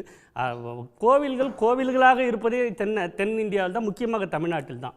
வட இந்தியாவில் போய் இருக்கக்கூடிய கோவில்கள்லாம் பார்த்திங்கன்னா பழைய கோயில்களாக கூட சொல்லுவாங்க. ஆனால் அந்த கோயிலெலாம் பார்த்தா ஒரு புராதன தன்மையாக இருக்காது. சலவை கற்கள்லாம் இருக்கும். இப்போ நம்மக்கிட்ட அந்த மிகச்சிறப்பான சிற்ப ஹெரிட்டேஜ் அப்படியே மெயின்டைன் பண்ணுறோம். இதையெல்லாம் பார்ப்பதற்கு ஒரு வாய்ப்பாக பிரதமருக்கு கிடைத்திருக்கிறது. தமிழ்நாட்டில் தான் அதிகமான சுற்றுப்பயணிகள் வந்து கோவில்களுக்கு வரக்கூடிய சுற்றுப்பயணிகள் கொண்ட மாநிலம். அந்த வகையில் பிரதமரை தமிழ்நாடு வரவேற்கிறது. வரட்டும், தாராளமாக போய் பார்க்கட்டும், தாராளமாக இருக்கட்டும். ஒரு 1.5 நாள் பாரத பிரதமர் அவர்கள் முழுமையாக தன்னுடைய பணிகளை விட்டுவிட்டு இந்த மாதிரியான வேலைகளை செய்வது என்பது இதை ஒரு விதத்தில் எதிர்பார்க்கணும். ராமர் கோவில் என்பது நீங்கள் மீண்டும் மீண்டும் சொல்கிறீங்க, இது ஒரு தனியார் ட்ரஸ்ட்டு நடத்தக்கூடிய ஒரு கோவில் என்று சொன்னால் கூட, ராமர் கோவில் என்பது நிச்சயமாக பாரதிய ஜனதா கட்சி தொடங்குவதற்கே ஒரு காரணமாக இருந்த ஒரு உந்து சக்தி. பாரதிய ஜனதா கட்சி 1980ஆம் ஆண்டு தொடங்கும் போது அவர்கள் வைத்த ஒரு சில செயல் திட்டங்களில் அயோத்தியில் ராமர் கோவில் கட்டுவோம் என்பது, அது எப்படியெல்லாம் கட்டப்பட்டது, எத்தனை உயிர் பலிகளை வாங்கியது, எத்தனை மனக்காயங்களை உருவாக்கியது, எப்படியெல்லாம் நாட்டை துண்டாக்கியது, எல்லாத்தையும் நம்ம பார்த்துருக்கோம். ஆனால் இதற்கு எல்லாத்துக்கும் பிறகும் அங்கே ஒரு கோவில் நீதிமன்றத்தின் உத்தரவின் பேரில், நீதிமன்ற ஆதரவின் பேரில் கோவில் கட்டப்பட்டிருக்கிறது. ஆனால் அந்த கோவில் கட்டப்பட்டு இருக்கும்பொழுது அந்த கோவிலை திறக்கிறது அப்படின்ற ஒரு விஷயம் இருக்குங்களா, அது முழுக்க ஆன்மீகம் சார்ந்தது. எந்த கோவிலை திறப்பதென்றாலும் நம்ம ஒரு கலெக்டர் ஆஃபீஸ் கட்டுற மாதிரி, நம்ம ஒரு நூலகம் கட்டுற மாதிரி, நம்ம ஒரு மருத்துவமனை கட்டுற மாதிரி, இது வந்து ஒரு அரசியல் சார்ந்த விஷயம் கிடையாது. அந்த மாவட்ட கலெக்டரோ, மாவட்ட அமைச்சரோ, முதலமைச்சரோ, ஏன் பிரதமரோ போய் திறக்க முடியாது. கோவில் வந்து முழுக்க வந்து ஆன்மீக சுற்று சார்ந்தது. முதன்முறையாக இந்தியாவில் ஒரு கோவில் திறப்பு விழா ஒரு அரசு சார்ந்த விஷயமாக அரசியல்வாதிகளை மையப்படுத்தி பிரதமரை மையப்படுத்தி நடக்கிறது என்பதை நாமெல்லாம் யாரும் எதிர்க்கட்சியாக இருக்கக்கூடிய நாம யாரும் பெருசாக சொல்லலை. அதை ஆன்மீகத்தின் தலைவர்களாக அந்தந்த மையங்களின் தலைவராக இருக்கக்கூடிய சங்கராச்சாரியர்கள் அதை எதிர்க்கிறார்கள். இல்லை, இதுக்கு பின்னாடி நீங்கள் சொல்கிற சர்ச்சைகள் இருந்தாலும் பெரிய இடர்பாடுகளுக்கு பிறகு நரேந்திர மோடி அவர்களுடைய முயற்சியில் தான் இந்த கோயில் கட்டப்படுது. இப்போ நீங்கள் அந்த இன்விடேஷன் அது சார்ந்த கேரிகேச்சர்ஸ்லாம் வர்றது பார்த்தீங்கன்னா, பாலராமரை திரு நரேந்திர மோடி அவர்கள் கையில் அழைத்து கொண்டு கோயிலுக்குள்ளே கொண்டு விடுறது மாதிரியான சித்திரங்கள் ஊடகங்களில் வர்றதை பார்க்குறோம். இல்லை, அதுதான் வந்து முழுக்க அந்த ப்ரொமோஷனல் ஆக்டிவிட்டி. நான் அதனால தான் சொல்கிறேன், ஒரு சூப்பர் ஸ்டார் நடித்த படம், அந்த படம் கதைக்காக ஓடினாலும் தன்னால தான் ஓடியது. ப்ரமோஷன் ராமருக்கா பிரதமர் ஒரு கேள்வி. பிரதமருக்குத்தான் ப்ரமோஷன், ராமருக்கு எந்த ப்ரமோஷனும் தேவையில்லை. பல ஆயிரம் ஆண்டுகளாக ராமன் என்ற ஒரு பாத்திரம் அது கதை பாத்திரமாகவோ தெய்வ நம்பிக்கையாகவோ இந்த மரபில் இருந்து கொண்டு தான் இருக்கிறது. அதற்கு யாரும் ப்ரமோஷன் பண்ண வேண்டிய அவசியம் கிடையாது. அதற்கு நிச்சயமாக பாஜகவுக்கு அதற்கான எந்த தகுதியும் கிடையாது அதை செய்வதற்கு. மதத்தின் பெயரால் எல்லாவற்றையும் முடிவு செய்யக்கூடிய கட்சி வந்து ராமரை அடையாளம் கொண்டாடுவது என்பது அது ராமர் உருவாக்கி வச்சிருக்கக்கூடிய தெய்வ நம்பிக்கைக்கே கூட அது வந்து அது வந்து ஒரு தீங்கு. இது முழுக்க பாரத பிரதமர் முக்கியமாக வந்து அவர் தேர்தல் ஆண்டு இது அவருக்கான ரீஎலெக்ஷன் 3வது முறையாக தான் பிரதமராக வேண்டும் என்று அவர் விரும்புகிறார். அதற்காக மொத்த அரசு இயந்திரத்தையும் பயன்படுத்துகிறார். 30,000 கோடி ரூபாய் கடந்த சில ஆண்டுகளில் அயோத்தி நகரத்துக்கு, சின்ன நகரம் அது, ரொம்ப சின்ன நகரம், 30,000 கோடி ரூபாய் செலவு செய்யப்பட்டுள்ளது. பல 5 ஸ்டார் ஹோட்டல்கள் அங்கே கட்டப்பட்டிருக்கிறது. இதெல்லாம் கோவிலுக்காகவா? பெரிய சர்வதேச விமான நிலையம் கட்டப்பட்டிருக்கிறது அங்கே. அந்த இதுக்காக இவ்வளவு கட்டப்பட்டிருக்கிறது. 30,000 கோடி செலவு செய்த அந்த அயோத்தியில் மருத்துவக் கல்லூரிகள் எத்தனை இருக்கிறது? பொறியியல் கல்லூரிகள் எத்தனை இருக்கிறது? மருத்துவமனைகள் எத்தனை இருக்கிறது? அந்த அயோத்தி மக்களுக்கு மிகப்பெரிய ஒரு மருத்துவ இடம் என்றால் அவர்கள் லக்னோவுக்கு தான் போகணும். இன்னும் அவர்கள் மக்களுக்கு தேவையான அந்த திட்டங்களில், அந்த தேவைகளில் அவர்கள் கவனம் எதுவுமே செலுத்தவில்லை. அவர்கள் மீண்டும் நிச்சயமாக மதத்தை மையப்படுத்தி மட்டும்தான் இந்த ஆன்மீகத்தை வந்து முழுக்க அரசியலை மையப்படுத்தி மட்டும்தான் செய்து வந்திருக்கிறார். வாழ்வாதார பிரச்சனைகளை கைவிட்டு விட்டு வேற விஷயங்கள், மத உணர்வு சார்ந்த விஷயங்கள்ல கவனம் செலுத்துறாங்க. தமிழ்நாட்டில் மாநில உரிமை சார்ந்த பிரச்சனையை நீங்கள் எடுக்கிறதும் அதே மாதிரி உணர்வு சார்ந்த பிரச்சனையை கையில் எடுக்கக்கூடிய முயற்சியா? ஆமாம், இப்போ மாநில சுயாட்சி என்பது வந்து ஒரு புதிய கோஷம் கிடையாது. நம்ம வந்து அதாவது திராவிட இயக்கத்தின் ஆதி தோற்றுவாயே மாநில சுயாட்சி கேட்டு தான் வந்து திராவிட இயக்கமே உருவானது. இந்த மாநில சுயாட்சிக்கான ஒரு தேவை வந்து எப்பொழுதுமே இருந்து கொண்டே தான் இருக்கிறது. அது அதோடைய அளவு தான் நமக்கு இப்போ முக்கியமான விஷயம். கடந்த ஒரு 10 ஆண்டுகள் ஆகிறது பாஜக ஆட்சிக்கு வந்து. இந்த 10 ஆண்டுகளுக்கு முன்பு பிரதமர் ஆவதற்கு முன்பு தமிழ்நாட்டில் இல்லை, இந்தியாவிலேயே மாநில சுயாட்சிக்காக மிக வலிமையாக குரல் கொடுத்தவர் யார்? இப்பொழுது பிரதமராக இருக்கக்கூடிய நரேந்திர மோடி அவர்கள். ஏன்னா அவர் முதலமைச்சராக இருக்கும்பொழுது அவருக்கு பல விதத்தில் வந்து அவருக்கு உரிமைகள் மறுக்கப்பட்டன. அவர் போராடி தான் செய்ய வேண்டியது இருந்தது. நிதி பங்கீட்டில் மிகப்பெரிய அவர் பாரபட்சமாக அவர் பார்த்தார். அவர் பல விஷயங்களை ட்வீட் போட்டிருக்காரு, பல விஷயங்களை அறிக்கை கண்டனம் தெரிவித்திருக்கிறார். மாநில உரிமைன்றது கருத்தரங்குகளில் பேசக்கூடிய, நாடாளுமன்ற விவாதங்களில் பேசக்கூடிய ஒரு கனமான சப்ஜெக்ட். பாமர மக்கள்கிட்ட 10,000 கோடி, ஒரு 8 கோடி மக்கள்கிட்ட, வாக்காளர்கள்ட்ட கொண்டு பேசக்கூடிய ஒரு தேர்தல் முழக்கமாக அது எடுபடுமா? அதை முன்னிறுத்துறது அப்படின்றது நிச்சயமாக அதை அந்த அளவுக்கு தமிழ்நாட்டு மக்களை திராவிட இயக்கங்கள் அரசியல் மயமாக்கி இருக்கின்றன. ஆகவே எந்த கனமான விஷயத்தையும் தமிழ்நாடு மக்கள் புரிந்து கொள்வார்கள். தமிழ்நாடு சட்டமன்றம் ஒரு சட்டம் இயற்றுகிறது. அந்த சட்டம் இயற்றும் அதிகாரத்தை தமிழ்நாட்டு மக்கள் தேர்தலில் வாக்களித்து அனுப்புகிறார்கள். அது எந்த அரசாங்கமாக இருக்கட்டும், அதிமுக அரசாக இருக்கட்டும், திமுக அரசாக இருக்கட்டும், நாளை கனவு கண்டு கொண்டிருக்கிற யார் அரசமைத்தாலும் அந்த சட்டம் இயற்றக்கூடிய உரிமையை எக்ஸிக்யூட் பண்ணக்கூடிய, எக்ஸசைஸ் பண்ணக்கூடிய ஒரு இடத்தை அவர்களுக்கு தர வேண்டுமா இல்லையா? ஒவ்வொரு நம்ம சட்டமன்றம் இயற்றக்கூடிய எல்லா சட்டங்களையும் ஒற்றை நபர் ஆளுநர் மாளிகையில் அமர்ந்து கொண்டு, ஒற்றை நபர் அதை நெடுங்காலமாக கிடப்பில் போட்டு வைத்துக்கொண்டு அந்த செயல்பாடுகளை தடுத்து நிறுத்துவது, தமிழ்நாட்டு மக்களின் ஒட்டுமொத்த செயல்பாடுகளை தடுத்து நிறுத்துவதாகாதா? இது மாதிரியான ஆளுநரை வைத்து அரசியல் விளையாட்டுகளில் ஈடுபட்டது என்பது இந்த ஒட்டுமொத்த இந்திய வரலாற்றில் 77-78 ஆண்டு காலத்தில் இந்த கடைசி ஒரு 5 ஆண்டுகளாகத்தான் இது மிக அதிகமாக வந்திருக்கிறது. எதிர்க்கட்சி ஆளக்கூடிய எல்லா மாநிலங்களிலும் எல்லா மாநில முதலமைச்சர்களும் ஆளுநர் வந்து ஒரு சூப்பர் சிஎம்மாக செயல்பட்டு கொண்டிருக்கிறார். இதை மிக அண்மையில் கூட உச்சநீதிமன்ற தலைமை நீதிபதியே மிக கடுமையாக அதை கண்டித்து இருக்கிறார்.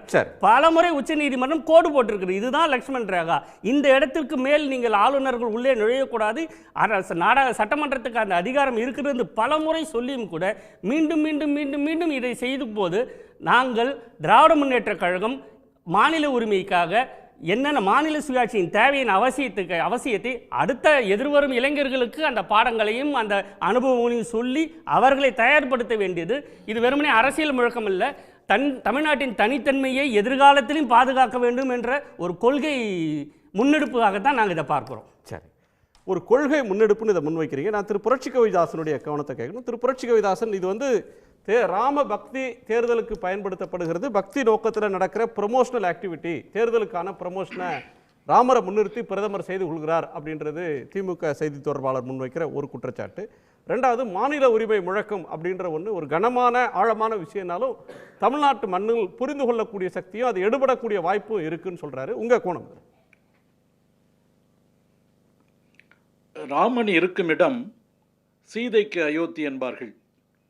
ராமன் என்கிற நாமம் உச்சரிக்கப்படுகிற இடமெல்லாம் அயோத்தியாக மாறும் என்பது இந்துக்களுடைய ஆழ்ந்த நம்பிக்கை. அதனால் ராமலல்லா பிராண பிரதிஷ்டையை பற்றி இந்த கேள்வி களத்திலே பேசுகிற பொழுது இங்கே ராமன் இருக்கிறான், ராமன் இருந்தால் அனுமனும் இருக்கிறான், இவர்கள் இருந்தால் நிழலாக லட்சுமணனும் இருக்கிறான், சீதா பிராட்டியும் இருக்கிறார் என்பது நம்பிக்கை. அந்த அடிப்படையில் ராமனை இந்த இடத்திற்கு அழைத்து வந்த நெறியாளருக்கு என்னுடைய முதல் வணக்கத்தை தெரியப்படுத்திக் கொள்கிறேன். 2 கேள்விகள். ஒன்று, அரசியல் செய்கிறாரா, ஆன்மீகம் செய்கிறாரா அப்படின்னு.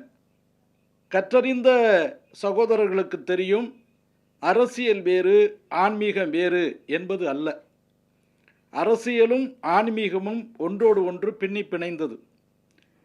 உலக வரலாறுகளை நீங்கள் புரட்டி பார்த்தால் சிலுவை போர்களிலிருந்து இப்போ நடக்கக்கூடிய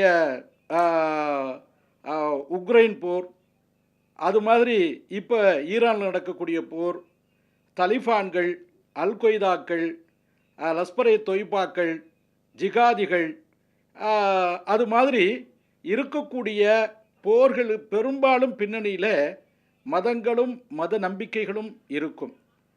அது நீங்கள் ஒரு மதத்தில் மதத்துக்காகவே ஆட்சி, அதாவது அந்த மதம்தான் அனைத்தும் அப்படின்னு சொல்லக்கூடிய நம்பிக்கை வாய்ந்த நாடுகளே 44 நாடுகள் உலகத்தில் இருக்கிறது.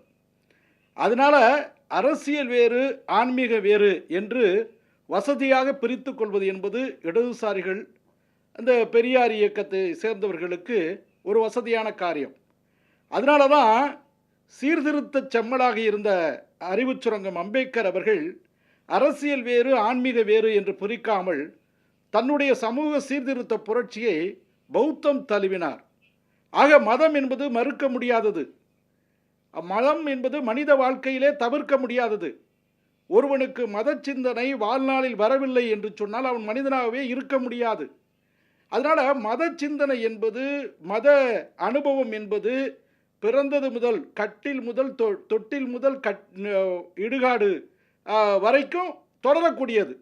ஒன்று முன்னாள் நாத்திகவாதிகள், பின்னால் நாத்திகவாதிகள், இடதுசாரிகள், வலதுசாரிகள் இப்படி எல்லாம் சொல்லியிருந்தாலும் இந்த ஆன்மீகம் என்கிற நீங்கள் சொன்ன லட்சுமண ரேகையை கிராஸ் பண்ணாமல் யாரும் வர முடியாது. அப்படி ஒரு மனிதன் பயணித்தான் என்று சொன்னால் அது அபத்தம். பொருள் ஒருத்தருக்கு ஆன்மீகம் இருக்கணுமா இல்லையா, ஆன்மீகத்துல இல்லாத ஒருத்தன் வாழ முடியாது அபத்தம் அப்படின்னு சொல்றதெல்லாம் என்னன்னு எனக்கு புரியல. நாத்திகர்களாக வாழ்ந்து நாத்திகர்களாக மடிந்த எவ்வளவு பேர் இருக்கிறாங்க. நீங்க ஆத்திகர்களா இருக்கிறது எந்த பிரச்சனையும் இல்ல. இல்ல நாத்திகர்களாக வாழ முடியாதுன்னு சொல்லாதீங்க. நாத்திகர்களாக பச்சை நாத்திகர்களாக வாழ்ந்து மறைந்தவர்கள் லட்சக்கணக்கானவங்க இருக்காங்க, உலகம் முழுக்க இருக்காங்க. கிறிஸ்தவத்தை நிராகரிச்சவங்க, இஸ்லாத்தை நிராகரிச்சவங்க கூட ஆரம்பத்திலேயே அவர் நாத்திகவாதியாக பிறக்கவில்லை. மாசே துங்கு கூட பிறவியிலேயே நாத்திகர் இல்லை. பிறவியில நாத்திகராக ஒருத்தர் பிறக்க முடியாது சார், பிறவியில பக்தராக ஒருத்தர் பிறக்க முடியாது. பிறவியிலே ஒருத்தர் பக்தரெல்லாம் பிறக்கிறது இல்ல. பிறக்கிற குழந்தை வளர்கிற போது ஒரு முஸ்லீம் வீட்டுல அந்த குழந்தை வளர்ந்தா நம்முடைய கடவுள் அல்லான்னு சொல்லி வளர்ப்பாங்க. இந்துக்கள் வீட்டுல பிறந்தது அந்த குழந்தைன்னு சொன்னா அது நம்முடைய கடவுள் ராமரு, கிருஷ்ணரு, முருகர்னு சொல்லி இவங்களுடைய கடவுள்களை சொல்லுவாங்க. நாத்திகர் வீட்டுல அந்த குழந்தை பிறந்ததுன்னா கடவுள் இல்ல, உங்க அறிவை கொண்டு சிந்தின்னு சொல்லி வளர்ப்பாங்க. பிறக்கும் போதே எந்த குழந்தையும் நாத்திகராவோ ஆத்திகராவோ பிறக்கிறது இல்ல. எனக்கு இல்ல நான் கேக்குறது இந்த இதுக்கு வாங்க சார். இப்போ ஆன்மீகம் அப்படினா குன்றக்குடி அடிகளார் பேசிய ஆன்மீகம் இடைமறிக்கிறது ரொம்ப சங்கடமா இருக்கு. இல்ல சார், ஏன்னா நான்கு கேள்விக்கு பதில் சொல்ல வேண்டியமா இருக்கு. சொல்லுங்க, நீ பதிலுக்கே வரல. நீங்க முன்னுரையில ரொம்ப நேரம் இருக்கீங்க. என்பது கிருபானந்த வாரியார் பேசின ஆன்மீகமோ, குன்றக்குடி அடிகளார் பேசின ஆன்மீகமோ, அல்லது சங்கராச்சாரியார்கள் இப்ப இருக்கிறாங்களே பூரியிலிருந்து காசியிலிருந்து பல இடங்கள்ல இருக்கக்கூடிய சங்கராச்சாரியார்கள் அவங்க பேசுற ஆன்மீகமும் நம்ம பிரதமர் பேசுற ஆன்மீகமும் ஒண்ணா? அவங்க பேசுற ஆன்மீகம் ஆன்மீகத்தோட நிக்கும். தயவு செய்து அரசியல்வாதி பேசுகிற ஆன்மீகம் ஓட்டுல போய் நிக்கும். என்னை பேச விடுங்க. சொல்லுங்க. இல்லங்க, என்னை பேச விடுங்க, என்னை பேச விடுங்க. நான் சொல்றேன், சங்கராச்சாரியார் என்பவர் அனுசரிக்கக்கூடிய ஆன்மீகமும் அது மாதிரி நரேந்திர மோடி என்பவர் அனுசரிக்கிற ஆன்மீகமும் ஒன்றா அப்படின்னு விவாதமே வேண்டியதில்லை. நரேந்திர மோடி வேறு, சங்கராச்சாரியார் வேறு. நீங்கள் இந்து மதத்தில் மாத்திரம்தான் ஹரியும் சிவனும் ஒன்று, அறியாதவன் வாயிலே மண்ணு அப்படிங்கிற பழமொழியை கேட்டிருப்பீங்க. கடவுள் எல்லாமே ஒன்று தான், பெயர் மாறலாம், அல்லாவா மாறலாம், இயேசுவா மாறலாம், கிருஷ்ணனா மாறலாம், ராமனா மாறலாம், முருகனா மாறலாம். அரியும் சிவனும் வாயிலே மண்ணு. அப்புறம் எதுக்கு பாபர் மசூதி அடிக்கணும்? காஞ்சிபுரத்துல இல்லங்க, பிஎம்மா இருக்கிற பிரதமரா இருக்கிறவருக்கு ஆன்மீகம் தேவையா அப்படின்னா அவர் இந்த நாட்டின் முதல் குடிமகன், மரியாதைக்குரிய மனிதன். அவருக்கு இங்கே இருக்கக்கூடிய ஒவ்வொரு பிரஜைக்கும் என்னென்ன உரிமை இருக்கோ, எழுத்துரிமை, பேச்சுரிமை, கருத்துரிமை, விரும்பிய மதத்திலே தழுவுகிற உரிமை, வணங்குகிற உரிமை, கூடுகிற உரிமை, அனைத்து உரிமையும் அரசியலமைப்பு சட்டத்திலே வழங்கப்பட்டிருக்கிறது. இல்ல சார், அதை யாருமே क्वेश्चन பண்ணல. நீங்க திரும்ப திரும்ப தவறான ஒரு இடத்துல நின்னு ஆர்கியூ பண்றீங்க. பிரதமர் பக்தியாளராக இருப்பதை யாரும் क्वेश्चन பண்ணல அப்படிங்கிறது பிரதமர் ரொம்ப வேதனையானதை யாரும் क्वेश्चन பண்ணல. காசிக்கு போனதை क्वेश्चन பண்ணல. பிரதமர் தினந்தோறும் கொஞ்சம் அவர் விரதம் இருந்தாருன்னா அதை யாரும் क्वेश्चन பண்ணல. அவருடைய தனிப்பட்ட உரிமை, தனிப்பட்ட பக்தி. அவர் வீட்ல பூஜை ரூம் இருக்குதுன்னா அதை யாரும் क्वेश्चन பண்ணல. அது அவருடைய முழுக்க அவருடைய தனிப்பட்ட உரிமை. தேர்தல் நேரத்தில் ராமர் கோயிலை கட்டி முடிக்கப்படாத கோயிலுக்கு 11 நாள் யாத்திரையை ஆன்மீகவாதிகள் போகலாம், பிரதமரா இருக்கக்கூடியவரே பிரதான பூஜாரியாக மாறி ஒரு ஆன்மீகத்தை அரசியலோட முழுக்க கலக்கிறாரு. இது இந்தியாவில் இதற்கு முன்னாடி இல்லாத அளவுக்கு இது வேகம் எடுக்குது, மிதமிஞ்சி போகுது என்ற விமர்சனத்தை முன்வைக்கிறாங்க. அதுக்கு வாங்க. இல்ல உங்க கவனத்துக்கு கொண்டு வர்றேன். ரம்ஜான் விழாவுக்கு சென்று முதலமைச்சர் கலந்து கொள்வது உங்களுக்கு ஆன்மீக அரசியலா தெரியல. ராகுல் காந்தி அவர்கள் பூணூலை தூக்கி காமிச்சு நான் காஷ்மீர் பிராமணன் அப்படின்னு சொல்லி, நான் கவுல் பிராமணன், பண்டிட் பிராமணன் அப்படின்னு சொல்லி வைஷ்ணவி தேவி கோவிலில் நின்று பிரச்சாரம் பண்ணது உங்களுக்கு கண்ணுக்கு தெரியல.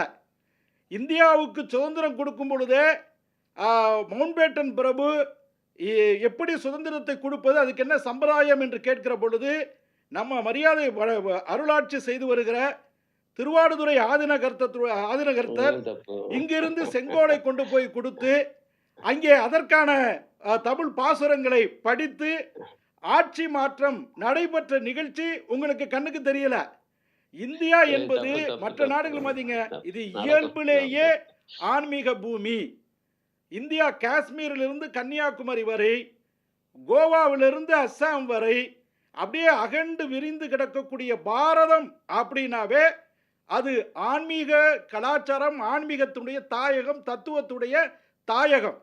அதனால இறைவனுடைய தாயகம். அதனால இங்கே ஒரு நொடி திரு அருணன் குறுக்கிடுறார். ஒரு நொடி திரு அருணன். வள்ளலார் பிறந்திருக்கிறார், வள்ளுவர் பிறந்திருக்கிறார். அது மாதிரி லட்சோப லட்சம் தெய்வங்கள், ரிஷிகள், ஆன்மீக தலைவர்கள், வீரத்துறவி விவேகானந்தர், ராமகிருஷ்ண பரமஹம்சர், சாரதா தேவி, இப்படி இந்த நாட்டில் அவதார புருஷர்கள் ரொம்ப ரொம்ப அதிகம். அதனால அரசியல்ல இந்து மதத்தினுடைய வெளிப்பாடு என்பது தவிர்க்க முடியாததுங்க. கூடுதலாக நாங்கள் இந்துக்களுடைய நம்பிக்கையை காப்பாற்றுவதற்காக சில வாக்குறுதிகளை கொடுத்திருக்கிறோம். நாங்கள் ஆட்சிக்கு வந்தால் ராமர் கோயிலை கட்டுவோம் என்று சொல்லி இருக்கிறோம். நாங்கள் ஆட்சிக்கு வந்தால் மக்களுக்கு பெரும் கேடாக இருக்கிற ட்ரிபிள் தலாக் சொல்லி இருக்கிறார்கள்.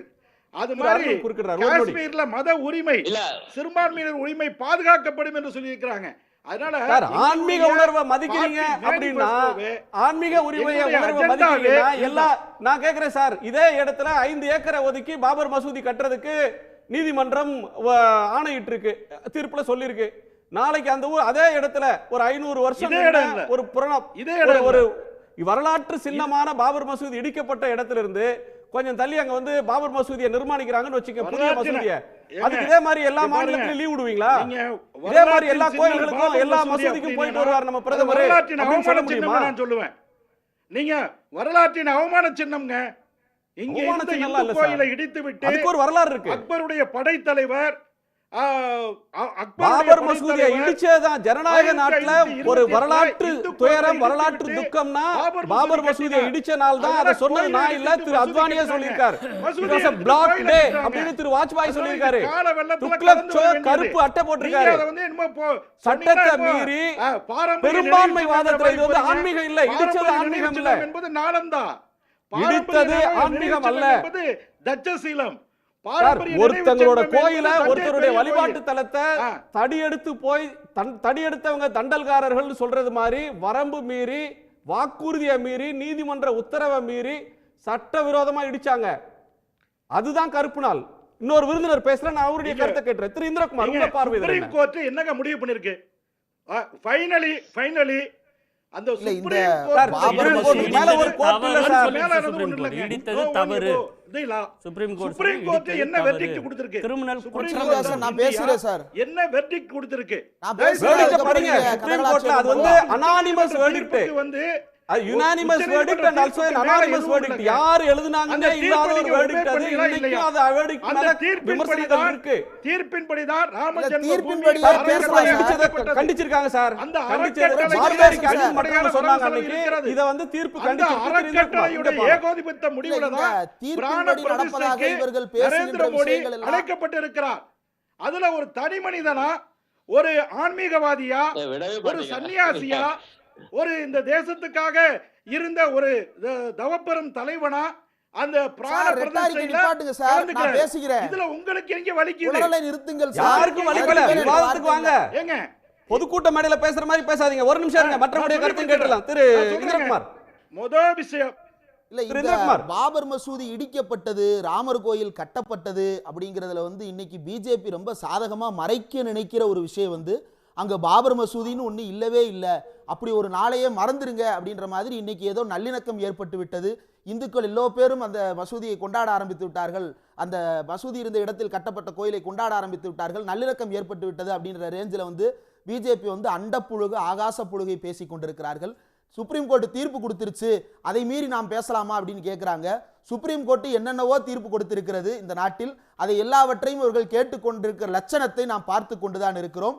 டெல்லியில் இவர்கள் போட்ட ஆர்டினன்ஸுக்கு எதிராக சுப்ரீம் கோர்ட் பேசி இருக்கிறது, ஆளுநர்கள் செய்யும் அராஜகத்துக்கு எதிராக சுப்ரீம் கோர்ட் பேசி இருக்கிறது, பிரதமரின் அலுவலகத்தில் நடக்கக்கூடிய விஷயங்கள் எல்லாம் ஒரு பக்கம் வேற ஒருத்தர் பேசிக்கிட்டு இருக்கிறாரு. யாரு? நித்தி ஆயோகனுடைய சிஇஓவாக இருக்கக்கூடிய சுப்பிரமணியன் அப்படின்ற பேசுறாரு. சுப்ரீம் கோர்ட் சபரிமலை கேஸ்ல கூட பெண்கள் போகலாம் அப்படின்னு தீர்ப்பு சொன்னது, அதை வந்து விமர்சித்தது வேற யாரும் இல்ல, திரு அமித்ஷா அங்க போய் விமர்சிச்சார். கேரளால போய் இந்துக்களுடைய உணர்வுக்கு எதிராக சுப்ரீம் கோர்ட் தீர்ப்பு கொடுக்குது அப்படின்னு விமர்சிச்சாரு.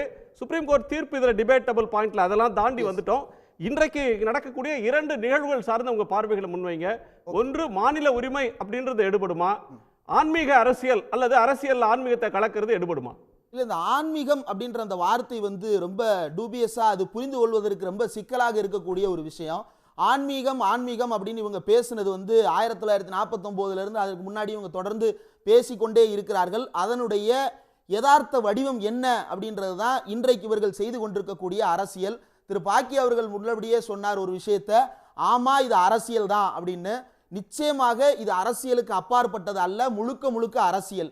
ஹிந்து ஹிருதய சாம்ராட் அப்படின்னு ஒரு பட்டத்தை தனக்குத்தானே சூட்டி கொண்டு அங்கு பட்டாபிஷேகம் ராமருக்கு நடக்கிறதா இவருக்கு நடக்கிறதா அப்படின்ற பெரும் சந்தேகத்தை ஏற்படுத்தக்கூடிய வகையில் இன்றைக்கு பிரதமர் 11 நாட்கள் விரதமிருந்து அந்த கோயிலுக்குள் அடியெடுத்து வைத்து உள்ளே போவதற்காக ஆவர்த்தனப்படுத்தி கொண்டிருக்கிறார். இன்றைக்கு கூட பல்வேறு கோயில்கள் போயிருக்கிறாரு. தமிழ்நாட்டில் 3 கோயில்கள் போறாரு, காலாராமு, வீரபத்ரா, குருவாயூர், இப்படி பல கோயிலாக சுத்துறாரு. நான் வந்து ஒரு மீடியாவில் ஒர்க் பண்ணிட்டு இருக்கும் பொழுது இப்ப ஈவினிங் டிபேட் கிளம்புறோம் அப்படின்னா வேகமாக எல்லா வேலையும் பார்த்து முடித்துட்டு, அது பிரதமருடைய தனிப்பட்ட உரிமை, அது தனிப்பட்ட உரிமை எல்லாம் ஒண்ணும் கிடையாது. பிரதமருக்கு நீங்க வந்து இருக்க கூடாதுன்னு சொல்வீங்களா அல்லது அதை வந்து நீங்க கொச்சைப்படுத்துகிறீர்கள் அப்படின்னு முன்வைக்கிறாரு திரு புரட்சி கவிதாசன். பதவியவே கொச்சைப்படுத்திட்டு ஒருத்தர் கோயிலாக சுற்றி கொண்டிருக்கிறார். செக்குலர்னு பதவியேற்பு செய்துவிட்டு அவருக்கு கோயிலாக சுத்தி கொண்டிருக்கிறாரு. அவரை நோக்கி கேட்க வேண்டிய கேள்விகள் இவை எல்லாம். தமிழ்நாட்டில் வந்து இந்தியா முழுக்க கோயிலாக சுத்துறாரு. நான் ஏன் என்ன சொல்ல வரேன் அப்படின்னா, இன்றைக்கு நம்ம ஒரு வேலையில் இருக்கிறோம் அப்படின்னா வேலைக்குன்னு ஒரு நெருக்கடி இருக்கு. இந்தியாவினுடைய பிரதமர், இந்தியாவினுடைய உச்சகட்ட அதிகாரம் கொண்ட நபர் 11 நாட்கள் பிரதமர் அலுவலகத்தில் என்ன வேலையுமே பார்க்காம கோயிலா விரதம் இருந்துட்டு சுத்துறாரு. அவர் என்ன சொல்றாரு? பசுக்களுக்கு உணவளித்தார். இந்தியா வேர்ல்டு ஹங்கர் இண்டெக்ஸ்ல எந்த இடத்தில் கிடந்திருக்கிறது? உலகத்தில் இருக்கக்கூடிய பாதிக்கும் மேற்பட்ட பசியால் வாடும் ஜனத்தொகை, ஊட்டச்சத்து இல்லாமல் வாடிக்கொண்டிருக்கும் நாடுகள்ல இந்தியா முதன்மையான இடத்தில் இருக்கிறது. இவர் பசுக்களுக்கு உணவளிப்பதற்காக கோயிலாக சுற்றி கொண்டிருக்கிறார். உணவளிக்கட்டும், இங்கு வாடக்கூடிய மக்களுக்கு யார் உணவளிக்க போகிறார்கள்? கட்டாந்தரையில் படுத்து உருளுகிறார் என்று சொல்லுகிறார்கள். கட்டாந்தரையில் படுத்து உருளும் மக்களுக்கு ஒன்றிய அரசு ஒதுக்கக்கூடிய தொகை என்ன தெரியுமா? 1.5 லட்சம் ரூபாய். 7 லட்சம் ரூபாய் மக்கள் காசு போட்டு வீடு கட்டிக்கணுமா? அந்த 1.5 லட்சம் ரூபாய்க்கு குடிசை கூட போட முடியாது சார் இன்னைக்கு தமிழ்நாட்டில். இவங்க வந்து 1.5 லட்சம் ரூபாய்க்கு வீடு கட்டிக்கங்கன்னு சொல்லிட்டு இவர் கட்டாந்தரையில் உருளுகிறாராம், இளநீரை உணவாக சாப்பிடுகிறாராம். இவ்வளவு காலம் லட்சக்கணக்கான ரூபாய் செலவழித்து சாப்பிட்டுக் கொண்டிருந்த அந்த காளானுக்கெல்லாம் என்ன பதில்? அதற்கு பிராயச்சித்தம் தேடுவதற்காக இந்த இளநீரை பருகி கொண்டிருக்கிறாரா? கோபூஜை நடத்தி கொண்டிருக்கிறாரா? காளாராம் கோயில்ல மாப் போட்டுட்டு இருக்கிறாரா? இதற்கெல்லாம் மோடி அவர்கள் பதில் சொல்ல வேண்டும். ஒரு அரசியல் கட்சி தலைவராக அவர் என்ன வேணாலும் செஞ்சுட்டு போட்டோம். இந்தியாவின் பிரதமராக இருந்து கொண்டு அவர் செய்யக்கூடிய இந்த வேலைகளை எல்லாம் பார்ப்பதற்கு இந்தியா எந்த இடத்திலிருந்து எங்கு வந்திருக்கிறது? இங்க சோமநாதர் கோயிலுக்கு வந்து நான் போக மாட்டேன், பிரதமரா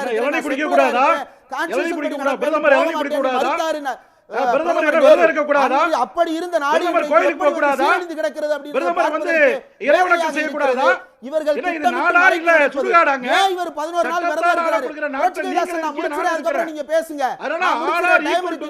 நீங்க ஆற்றிய உரையை நான் கேட்டுட்டேன், பேசுறதை கேட்டுட்டு அதுக்கப்புறம் 11 நாட்கள்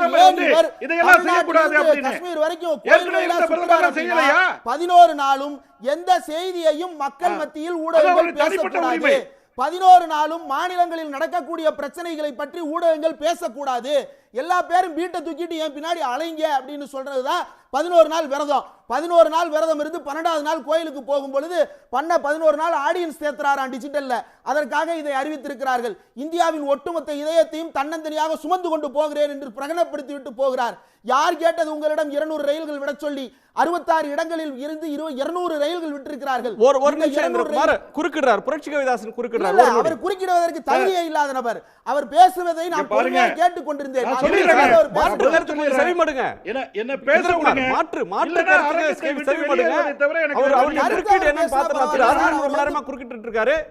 முதல்ல திரு புரட்சி கவிதாசன் சுருக்கமா உங்க குறையிட்டு சொல்லுங்க.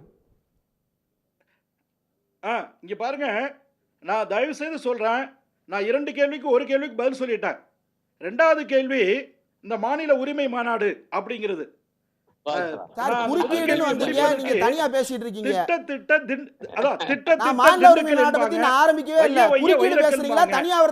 இந்துக்களை இகழ இகழ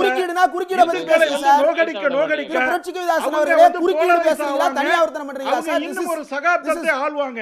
அடுத்து மாநில உரிமை அப்படின்னா மாநில உரிமை மாநாடுன்னு போட்டிருக்கீங்களே, என்ன உரிமைகள்னு சொல்லியிருக்கீங்களா? பேசலாமா? சாதாரணமா ஸ்டேட்டுக்கு இருக்கிற ரைட் அண்ட் லயபிலிட்டிஸ், சென்ட்ரலுக்கு இருக்கிற ரைட் அண்ட் லயபிலிட்டிஸ், 2 பேருக்கு சேர்ந்து இருக்கிற concurrent rights and liabilities, everything நம்முடைய அரசியலமைப்பு சட்டத்துல வகைப்படுத்தப்பட்டிருக்கு. இவர் வந்து விவாதத்தை கெடுப்பதற்காக பேசிக் கொண்டே இருக்கிறார். குறுக்கீடு அப்படின்னு சொல்லிட்டு கையில எடுத்து உள்ள வந்து தனியா ஆவணம் பண்ணிட்டு இருக்காரு. இது வந்து மக்களுக்கே தெரியும் எவ்வளவு பெரிய அயோக்கியத்தனமான ஒரு நிமிஷம் மாநில உரிமைகள் மாநாடு என்று நடத்துவதற்கான ஒரு நிமிஷம் சார், அருணன் சார் கேட்கிறாங்க. அவங்க 10 ஆண்டுகள் ஒரு நொடி சார், ஒரு நொடி, ரெண்டு பேர் ஒரு நிமிஷம் சார். ப்ரொஃபசர் அருணன் ரொம்ப நேரமா கேக்குறாங்க. ஒரு நிமிஷம். ஏத்துக்க மாட்டாங்க. மாநில உரிமைக்கான அருகதை உங்களுக்கு கிடையாது. ஒரு நொடி சார், ஒரு நொடி. திரு அருணன் பிரச்சனையில கபலீகரம் செய்தீங்க. திரு அருணன் கபலீகரம் செஞ்சீங்க. மீனவர் பிரச்சனையில கபலீகரம் செஞ்சீங்க. அதே மாதிரி ஈழத்தமிழர் பிரச்சனையில கபலீகரம் செஞ்சீங்க. ஒட்டுமொத்த மாநில உரிமைகளை விட்டு கொடுத்த இயக்கம் தான் திராவிட முன்னேற்ற கழகம். அவங்க வந்து அருகதையே இல்லைங்க, தகுதியே இல்லைங்க. ராணி இருந்தா கச்சத்தீவு மீட்டு கொடுங்க சார். ஒரு நிமிஷம். ரெண்டு பேரும் அமைதி காத்துருங்க. திரு அருணன் இல்ல அதாவது பாஜக நண்பர் ஆரம்பிக்கும் போதே ஒரு விஷயத்தை சொன்னார். இந்த உலகத்துல இத்தனை மதச்சார்பு நாடுகள் இருக்கு அப்படின்னு தாலிபான்கள்ல இருந்து ஆரம்பிச்சார். ஆக பாஜக பொறுத்தவரையுடைய நோக்கம் தெளிவா சொல்லிட்டார் பாஜக காரரு. தாலிபான்கள் ஆட்சி மாதிரிதான் இந்தியாவில் கொண்டு வர போறோம் அப்படின்னு அவரே சொல்லிட்டார். இதை மக்கள் புரிந்து கொள்ளட்டும். இன்றைக்கு இருக்கக்கூடிய மதச்சார்பற்ற குடியரசு என்பதை பாஜக ஒழித்து கட்ட போகுது. அதுதான் அவங்களுடைய இலக்கு. 2வது பாயிண்ட், நம்ம பாக்கியன் சொன்னாரு, இவர் சொன்னாரு, மீண்டும் முதல்ல பிரதம மந்திரியுடைய உரிமையா, விரதம் இருக்கக்கூடாதா, கோயிலுக்கு போக கூடாதா அப்படின்னு எந்த சூழல்ல எப்படி போறாருன்னு எல்லாருக்கும் தெரியும். நான் அதுக்குள்ள கூட வரலங்க. இவர் விரதத்தை ஆரம்பிச்ச உடனே இன்னும் அதுக்கு முன்பே கூட என்ன சொன்னாரு? 140 கோடி இந்திய மக்களும் அந்த 22ஆம் தேதி அனைவரது இல்லங்களிலும் ஸ்ரீராம் ஜோதியை ஏற்ற வேண்டும்னு சொன்னார். 140 கோடி பேரும். மிக முக்கியமான அம்சம். நான் கூட ஏதோ ஒரு வேகத்துல சொல்லிவிட்டான்னு நினைச்சேன். இப்ப 2-3 நாளைக்கு முன்பு கேரளாவுக்கு போய் பாஜக போட்டாரா? இருங்க ஐயா, இருங்கய்யா, பேச விடுங்க ஐயா. நீங்க உங்க பிரதமர் பேசுறீங்க. எல்லாரும் ரம்ஜான் கொண்டாடுங்க. அவருடைய நோக்கம் யாருமே பேசக்கூடாதுன்னு ஒரு நிமிஷம் சொல்றது. கவிதாசன் ஒரு நிமிஷம், அருணன் முடிச்சிரட்டும். ஒரு நொடி முடியலன்னா போங்க. அப்புறம் சொல்லுங்க. இப்ப கேரளாவுல போய் கட்சி ஊழியர்கிட்ட என்ன சொல்றாருன்னா, எல்லாருடைய வீடுகளிலும் ஸ்ரீராம் ஜோதி ஏற்றப்படுவதை நீங்க வந்து கவனிக்கணும், அந்த செய்தியை கொண்டு போகணும்னு சொல்றாரு. நான் கேட்கிறேன், ஒரு பிரதம மந்திரி அவங்கவுங்க விரும்புறவங்க ராம ஜோதி ஏற்றம்னு சொன்னா பரவாயில்ல. அனைவரும் 140 கோடி பேர்னா பிற மதத்தவங்க எப்படிங்க ராம ஜோதி ஏத்துவாங்க? ஈவன் சைவ மடாதிபதிகள் கூட ஏற்ற மாட்டாங்களே. இப்ப நீங்க மதுரை ஆதீனத்தையும் தர்மபுர ஆதீனத்தையும் போய் ஜெய் ஸ்ரீராம்னு சொல்லுவாங்களா? அவங்க ஓம் நமச்சிவாயன் தாங்க சொல்லுவாங்க. இந்து மதத்துல இருக்கக்கூடிய பன்மைத்தன்மை அது. ஆனா அந்த நாட்டுடைய பிரதமர் என்ன சொல்றாருன்னா எல்லாரும் ராமஜோதியை ஏற்றணும். நான் சொல்லுவேன், இது பிற மதத்தவருக்கு எதிராக மட்டுமல்ல, இந்து மதத்தினுடைய பன்மை தன்மைக்கும் எதிரானது. அதுதான் மிகப்பெரிய ஆபத்துங்கிறேன். அதனால பாக்கி சொல்றாரு, ஐயா இது எல்லாரும் தான் போனாங்க கோயிலுக்கு, எந்த பிரதமருங்க இப்படி ஒரு குறிப்பிட்ட கோவில் அதற்கான இவ்வளவு ஏற்பாடுகள் அவருக்கு தெரியாதுல்ல, அவர் முக்கியமான பத்திரிகையாளர். நான் சொல்றது இந்த முக்கியமான அம்சத்தை கவனிக்க. இப்படி அனைத்து மக்களும் ஸ்ரீராம் ஜோதியை ஏற்ற வேண்டும் என்று இதுவரை எந்த பிரதமர் சொன்னாரு? தயவு செய்து சொல்லுங்க. இந்த தேர்தல் காலத்துல இதோடைய அர்த்தம் என்ன? அது இத நீங்க லேசா நினைக்காதீங்க. இப்ப அவர் இன்னொரு விஷயத்தையும் சொன்னாரு. அது என்னன்னா, இந்த கோர்ட்டு தீர்ப்பை பத்தி நாங்க அதெல்லாம் பேச வேண்டாம்னு நினைச்சு அவர் திரும்ப திரும்ப சொல்றாரு. தயவு செய்து பாஜக காரங்க பாருங்க, அந்த கோர்ட்டு தீர்ப்பை எடுத்து படிங்க. அந்த இடத்த ராமர் கோயில் கட்டத்தான் உச்ச நீதிமன்றம் தீர்ப்பு சொல்லியிருக்கு. நான் அதை ஏற்றுக்கொள்கிறேன். ஆனால் அதே நேரத்துல இடித்தது சட்டவிரோதம். 1949 அங்க கொண்டு போய் அந்த சிலைகளை வைத்தது சட்டவிரோதம். அப்படியே இருக்குது, வயலேஷன் ஆஃப் த லா. அது மட்டுமல்ல, இந்த பாபர் மசூதிக்கு கீழே வேறு சில பொருட்கள் இருந்திருக்கலாம். ஆனால் ஒரு மாற்று அரசனுடைய இடித்த காரணத்தினால் தான் அவை வந்தன என்பதற்கு ஆதாரம் இல்லை. உச்ச நீதிமன்ற தீர்ப்பை இப்ப கூட போய் பாருங்க. ஜட்ஜ்மெண்ட் ஆன் அயோத்தியான்னு கூகுள்ல போய் அடிக்க. நன்றி. இதே உங்க நிறைவு கருத்தா எடுத்துக்கிறேன். இந்திரகுமார், பேசுறது நீங்க பேசலாம். ஒரு நொடி. மாநில உரிமைகள் மாநாடு அப்படின்னு இன்றைக்கு எடுத்திருக்கிற இந்த தலைப்புக்கு இங்க பாருங்க, நான் பேசவே இல்ல, கையை தூக்கிட்டு இருக்காரு. சும்மா இருங்க. இல்ல பேசிட்டு நீங்க சொல்லிருக்கீங்க, சுருக்கமா உங்களுக்கு முடிங்க. மாநில உரிமை மாநாடுன்னு இன்னைக்கு இந்த தலைப்பு எடுக்கப்பட்டிருப்பதற்கு முக்கிய காரணமே பிஜேபி தான். பிஜேபி வந்ததற்கு பிறகு இந்தியாவில் இருந்த குறைந்தபட்ச பெடரல் ஸ்ட்ரக்சர்ஸை கூட டெமாலிஷ் பண்ணி இருக்கிறாங்க, சுக்குநூறாக நொறுக்கி இருக்கிறார்கள். இந்தியாவில் நீட் தேர்வு அப்படின்றது நாம் ஏற்கனவே பார்த்திருக்கிறோம். ஆனால் அதிலிருந்து நாம் விலக்கு பெற்று வைத்திருந்தோம், அதை இன்றைக்கு இழந்திருக்கிறோம். மாநிலங்களுக்கு 42% நிதி கொடுக்கணும்னு நிதிக்குழு அறிக்கை கொடுக்கிறது. நிதிக்குழுவின் அறிக்கையை மாற்றியமைப்பதற்கு ஒன்றிய அரசுக்கு அதிகாரம் இல்லைன்னு கான்ஸ்டிடியூஷன் சொல்லுது. மேலும் நிதிக்குழு கொடுத்திருக்கக்கூடிய அறிக்கையை செயல்படுத்த முடியாவிட்டாலோ அல்லது அது உங்களுக்கு ஏற்றதாக இல்லை என்றாலோ அதை கலைத்து விட்டு புதிய நிதிக்குழுவை தான் போட வேண்டும். ஆனா இவங்க பேக்டோர்ல போய் இருட்டு அறையில் போய் சமரசம் பேச போய் இருக்கிறார்கள் 14வது நிதிக்குழுவினுடைய தலைவரோடு. அவர் 42% நிதி கொடுக்கணும்னு சொன்னாரு மாநிலங்களுக்கு. அதற்கு அடுத்து வந்த நிதிக்குழு 41% கொடுக்க வேண்டும் என்று சொன்னது. இவங்க கொடுக்கிறது எவ்வளவுனா ஆவரேஜா கடந்த 10 வருஷத்துல 29 இருந்து 31. ஆனா நிர்மலா சீதாராமன் பச்சையாக பொய் சொல்கிறார், கொடுத்த பணத்திற்கு மேலாக கொடுத்து விட்டேன் அப்படின்னு. இப்படியாக நாட்டை சூறையாடி கொண்டிருக்கிறார்கள். இவர்கள் கொடுக்கக்கூடிய கிராண்ட் இன் எய்ட் அப்படின்னு சொல்லுவாங்க. நாங்க நிதியை நேரடியாக கொடுக்க மாட்டோம், கிராண்ட் இன் எய்டா கொடுப்போம்னு சொல்லுவாங்க. பச்சை அயோக்கியத்தனம். இதை விட ஒரு ஜேப்படி வித்தையை உலகத்தில் எந்த நாடும் நிகழ்த்தி விட முடியாது. இந்த கிராண்ட் இன் எய்ட் என்ற பேர்ல மாநில சென்ட்ரலி ஸ்பான்சர்டு ஸ்கீம்ஸ் என்ற பேர்ல மாநில அரசுகளுக்கு இவங்க கொடுக்கக்கூடிய நிதியெல்லாம் எடுத்து பாருங்க. 50-50 ஆரம்பிப்பாங்க, அதற்கப்புறம் 40-60 பேர்டனை ஏத்துவாங்க, அதற்கப்புறம் 25-75 அப்படின்னு சொல்லிட்டு இஷ்யூவே மாத்துவாங்க. அதற்கு பிறகு எங்கள்கிட்ட நிதியே இல்லை அப்படின்னு சொல்லிட்டு கட் டவுன் பண்ணிடுவாங்க. 2014-16 இடைப்பட்ட காலங்களில் பல்வேறு திட்டங்களுக்கு நிதி முழுவதுமாக நிறுத்தப்பட்டது. மௌலானா அபுல் கலாம் ஆசாத் ஃபெல்லோஷிப்பில் இருந்து பட்டியல் சமூக மாணவர்கள், பழங்குடியின மாணவர்களுடைய உதவித்தொகை வரைக்கும் அத்தனையும் நிறுத்தப்பட்டிருக்கிறது. இப்படி நாடு முழுவதும் இருக்கக்கூடிய எல்லா சமூக குழுக்களையும் பாதிப்புக்கு உள்ளாக்கி இருக்கக்கூடிய இந்த அரசை எதிர்த்து மாநில உரிமைகள் மாநாடுன்றத திமுக இல்ல, இந்தியா முழுக்க இருக்கக்கூடிய எல்லா கட்சிகளும் இந்த மாநில உரிமையை தான் முழக்கமாக இன்றைக்கு பேசிக் கொண்டிருக்கிறார்கள். ஏன் பிரதமர் நரேந்திர மோடி 2014 வரைக்கும் என்ன பேசியிருந்தாரு? அவருடைய ட்வீட்ஸ் எல்லாம் இன்னைக்கும் archive.org இருக்கு, எடுத்து போய் பாருங்க அவர் என்னெல்லாம் பேசி இருக்கிறார் அப்படின்னு சொல்லிட்டு. நிதி பகிர்வில் 50% வேணும்னு கேட்டாரு. ஆனா 2014 பதவி ஏற்றதுக்கு அப்புறம் 32% பேக்டோர்ல போய் நிதிக்குழுவிடம் கெஞ்சி கொண்டிருக்கிறார். இது என்ன மாதிரியான கேவலம் அயோக்கியத்தனம் அப்படின்றத நாட்டு மக்கள் வெளிச்சமாக உணர்ந்துவிடக் கூடாது என்கின்ற காரணத்தால் இவர்கள் ராமர் கோயிலை வைத்து 11 நாட்கள் ஜெகதாளம் காட்டிக் கொண்டிருக்கிறார்கள். இந்தியா முழுவதும் ஊடகங்கள் வேறு எந்த செய்தியும் பேசக்கூடாது என்பதற்காக 12 நாள் விரதம் இருந்து இவர் உள்ள போறேன்னு சொல்றாரு. என்ன நாமத்தை போட்டு போறாருன்னு தெரியல, வடகலை நாமமா தென்கலை நாமமானு. அதற்கப்புறம் அந்த தோசை பஞ்சாயத்தோட அதை பிறகு பேசலாம். நன்றி. இதே உங்க நிறைவு கருத்தா நான் எடுத்துக்கிறேன். திரு புரட்சி கவிதாசன், நிறைவு கருத்து சுருக்கமா. ரொம்ப வருத்தமா இருக்குங்க, மற்றவங்க எல்லாம் மடை திறந்த வெள்ளமா பேச விடுறீங்க, என்னை மட்டும் நல்ல ஆற்றலுக்கா பேசுனீங்க, ஏரி தண்ணியாவே வைக்கிறீங்க. பரவாயில்ல பரவாயில்ல, ஆற்றலுக்கா பேசுனீங்க, பெருவெள்ளம் மாதிரி. மாநில உரிமை மாநாடு நடத்துவதற்கான சார் மாநில உரிமை மாநாடு நடத்துவதற்கு திமுகவுக்கு அருகதை கிடையாது. ஏனென்று சொன்னால் இந்த 75 ஆண்டுகால அதிகபட்சம் வந்துட்டு ஆட்சி பீடத்தில் இருந்த கட்சி திமுக. அந்த திமுக தமிழில் படித்தவர்களுக்கு வேலைவாய்ப்பில் முன்னுரிமை, அல்லது தமிழ்நாட்டில் தமிழ் தான் அரசியல் மொழி, வழக்காடு மொழி, இறைமொழி, மறைமொழி அப்படின்னு தமிழுக்கு எந்த விதமான முக்கியத்துவத்தையும் கொடுக்கவில்லை. தமிழர்களுக்கு எந்த முக்கியத்துவத்தையும் கொடுக்கவில்லை. அதாவது இவங்க பேசுகிற மொழி சிறுபான்மையினர் மலையாளிகளுக்கும் தெலுங்கர்களுக்கும் கன்னடர்களுக்கும் தமிழ்நாட்டை திறந்து விடுவதற்கான சூட்சுமம் தான். ஆகையினால இந்த திராவிட நாடு கோஷம் எடுபடாது. இந்தியா என்பது தேசியவாதம், கலாச்சாரவாதம். திராவிட நாடு யாரும் பேசலையே சார். இமயமலையிலிருந்து திராவிட நாடு இப்ப யார் பேசுறா? கலாச்சார தேசியவாதம் அப்படின்னு மாநில உரிமை மீட்பு தான் அவங்க சொல்றது. திராவிட நாடு நீங்க எப்படி சொல்றீங்க? இந்தியா முழுவதும் ராமன் கொண்டாடப்படுகிறான்.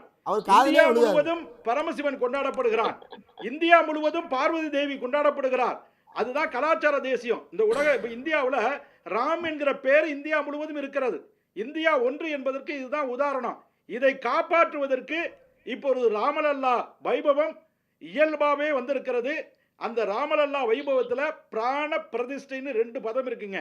சார், ஒரே காலகட்டத்தில் ராமகிருஷ்ண ஹெக்டே, ராமாராவு, எம்பி ராமச்சந்திரன், டி ராமச்சந்திரன் பாண்டிச்சேரி, தமிழ்நாடு, ஆந்திரா, கர்நாடகால இருந்திருக்காங்க சார். அப்பவே ராமராஜன் தமிழ் தென்னிந்தியால வந்துருச்சு. பிராண பிரதிஷ்டை ஏற்கனவே பிரதிஷ்டை முடிஞ்சிருச்சு. இப்பொழுது பிராணம் கொடுக்கறாங்க. அதுக்கான முறையோடு நடக்கிறது.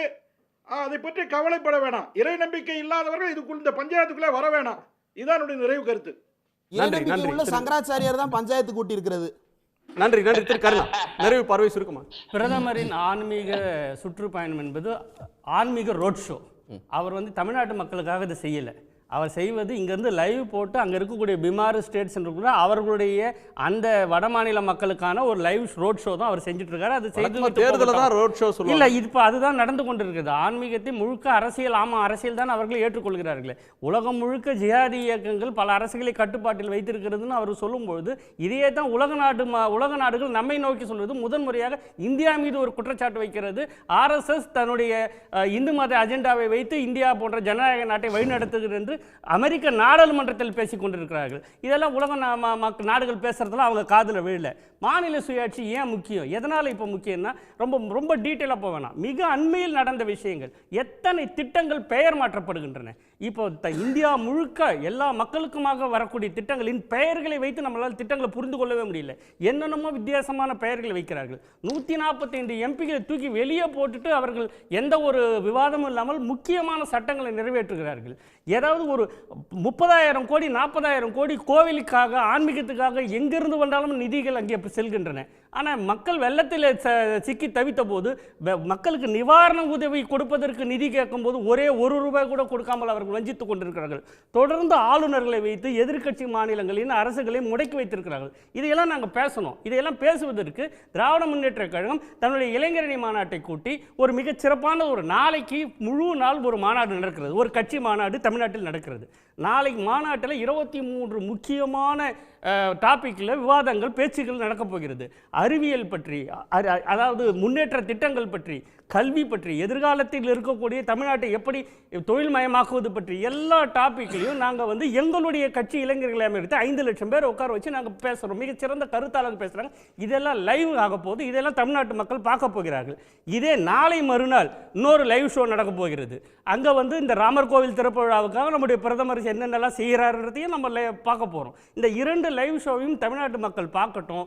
எது நாட்டுக்கு தேவை, எது எதிர்கால சந்ததிக்கு தேவை, எதுக்கு ப்ரையாரிட்டி கொடுக்கணும், நம்முடைய மாநிலம் என்பது வலுவாக எப்படி ஒரு வலுவையான ஒரு சக்தியாக மாறினா தான் நம்ம இங்கே இருக்கக்கூடிய சமுதாயம் அறிவார்ந்த சமூகமாக இருக்க முடியும். மீண்டும் மீண்டும் மீண்டும் இந்த விவாதத்தில் நம்ம பார்க்க வேண்டியது, முக்கியமாக கவனிக்க வேண்டியது, இந்த ஆன்மீகம், கோவில், ராமர் அல்லது அடுத்த ராம அவதாரமாக நம்முடைய பிரதமர் தன்னை முன்னிறுத்திக் கொள்வது, இது எல்லாமே வட மாநிலங்களில் ஒரு பேசுபொருளாகின்றன. தென் மாநிலங்களில், முக்கியமாக தமிழ்நாட்டில் அதை யாரும் சீண்டக்கூட சீண்டாததுக்கு மிக முக்கியமான காரணம் நாம் இந்த ஆன்மீகத்தையும் அல்லது அரசியலையும் அரசியல் சார்ந்த முடிவுகளையும் ஆன்மீகத்தையும் தனியாக பிரித்து பார்த்து அதை அனலைஸ் பண்ணுறதுக்கு நாம் நம் மக்களை அரசியல் மயமாக்கி வைத்திருக்கிறோம். மக்கள் அதற்கு பழகி இருக்கிறார்கள். அவ்வளோ சீக்கிரம் தமிழ்நாட்டின் தனித்தன்மையை மீறி இவர்களால் தமிழ்நாட்டை ஆன்மீக களமாக மாற்றி அதற்குள் அந்த குட்டைக்குள் குழப்பி அதில் மீன் பிடிக்க முடியவே முடியாது. அதை திராவிட முன்னேற்றக் கழகம் நிச்சயமாக அனுமதிக்காது. இந்துத்துவ உணர்வை வச்சுக்கிட்டு பாஜக அரசியல் முன்னெடுத்து செல்கிறது, அது வெற்றி கிடைக்கிறது. இதே இந்துத்துவ கோட்பாட்டை மற்ற கட்சிகளும் ஆம் ஆத்மி, திரிணாமுல், சனாதனத்துக்கு சப்போர்ட் பண்ணது, ஏன் காங்கிரஸ் கட்சி கூட இந்துத்துவ சாஃப்ட் இந்துத்துவ நடைமுறை கையாண்டது. ஆனால் அது தேர்தலில் பயன் பெறலை, அதனால் செக்குலர் பாதைக்கு போயிடுச்சு. அது ஒரு பார்வை. ஆக இந்த இந்துத்துவ மதவோ எனி சென்சிட்டிவ் இஷ்யூவை எல்லா அரசியல் கட்சியும் பயன்படுத்திக்கும்ன்றது ஒரு பார்வை. அது ஒரு பக்கம். ரெண்டாவது, மாநில உரிமைகளை பொறுத்தவரை 89 விபி சிங் பிரதமராக இருந்த காலத்திலிருந்து செல்வாக்குமிக்க அமைச்சர்களாக இருந்த மாநில கட்சி தலைவர்கள் திமுக, தெலுங்கு தேசம் எல்லாம் இருந்திருக்காங்க. இவங்கெல்லாம் ஏன் மாநில உரிமைகளை வென்றெடுக்காமல் போனாங்க? செல்வாக்கு மிக்க அமைச்சர்களாக இருந்த காலத்தில் ஏன் செய்யாமல் தவறி விட்டாங்க அப்படிங்கிறது என்னோட கேள்வி. நன்றி. திரு அருண். இல்ல, இது பாக்கி கேட்ட ஒரு கேள்வி, கடைசி கேள்விக்கு எனக்கு தெரிகிற ஒரு பதில், இப்ப அவங்க அன்றைக்கு வென்றெடுக்கல, சரி. ஆனா இப்ப வந்திருக்கக்கூடிய மோடி அரசு, பாஜக அரசு மாநிலங்களை மதிக்குதா? நான் அதுக்கு அந்த அடிப்படையான விஷயத்தை சொன்னேன். பத்திரிகையாளர் பாக்கி அது ஏன் கவனிக்க மாட்டேங்கிறாரு? அந்த காங்கிரஸ் ஆட்சியில் இப்படி சில தவறுகள் நடந்துச்சு. உரிமைகளுக்காக குரல் கொடுத்தோம், நடக்கல. இன்னும் சொல்ல போனா அவசர நிலை ஆட்சி காலத்துல இங்க இருந்த மாநிலத்துல இருந்த கல்வி போன்ற பட்டியலை பூரா பொது பட்டியலுக்கு மாத்தினாங்க. இதெல்லாம் நடந்துச்சு. ஆனா அவங்க கூட ஒரு மாநிலத்தை ஒழிக்கல. ஜம்மு காஷ்மீர் மாநிலத்தை ஒழிக்கல. அவருக்கு தெரியாதுல்ல, RSS உடைய கோட்பாடு இந்த நாட்டிலே ஒற்றை ஆட்சி முறைதான் வேணும், இருக்கக்கூடிய இந்த சமஷ்டி ஆட்சி கூடாது என்பது. அதனாலதான் அந்த முதல் சரத்து India Bharat shall be the union of states, மாநிலங்களின் ஒன்றியம் என்பதை பாஜக பிடிக்கல. நம்முடைய முதலமைச்சர் ஒன்றியம் என்கிற வார்த்தையை சொன்னா ஏன் பாஜக காரங்க கொந்தளிக்கிறாங்க? ஏன் சங் பரிவாரம் கொந்தளிக்குது? இவர்கள் மாநில சுயாட்சிக்கு எதிரானவர்கள் மட்டுமல்ல, மாநிலங்களுக்கு எதிரானவர்கள் RSS பரிவாரத்தினர். இந்த வித்தியாசத்தை தயவு செய்து நாம் புரிந்து கொள்ள வேண்டும். நிச்சயமாக தமிழ்நாட்டு மக்கள் புரிந்து கொள்வார்கள். நன்றி. உங்க அனைவருக்கும் நன்றி. மீண்டும் சந்திப்போம். இது கேள்விக்களம், மக்களின் மேடை.